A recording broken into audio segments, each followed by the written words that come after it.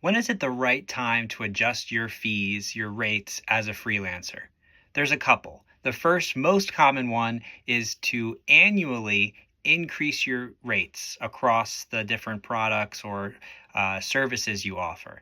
And it doesn't mean this is you universally just increase everything haphazardly. I would once a year take a look at everything you're offering. This is what I do, and see if there is room for improvement in terms of your pricing. You need to account for the cost of living. You need to understand where the market is and what folks are willing to pay for the services that you offer. You need to assess like what others that offer similar services are, or how they're pricing and where you need to be competitive. This needs to happen once a year, no matter what, to understand where slight increases are appropriate. So that's for everybody pretty universally.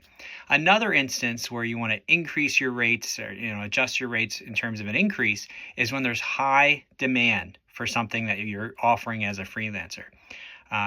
I've experienced this. I know folks that are coaches that have different consulting offerings, something about the unique expertise they offer or a topic that they cover and have expertise in is really trending in the moment. And there's a surge of interest in working with them and collaborating with them.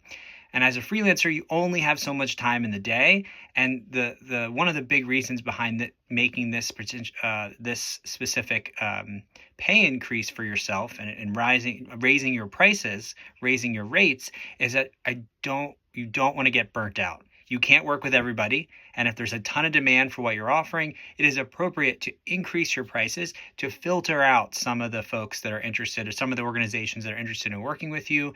This way, you're able to take on less commitments, but still get paid fairly and beyond fairly for the value you provide. It's really about accounting for the supply and demand. You have a limited supply of time and energy to deliver, and there's a lot of demand for what you're offering. You need to charge accordingly.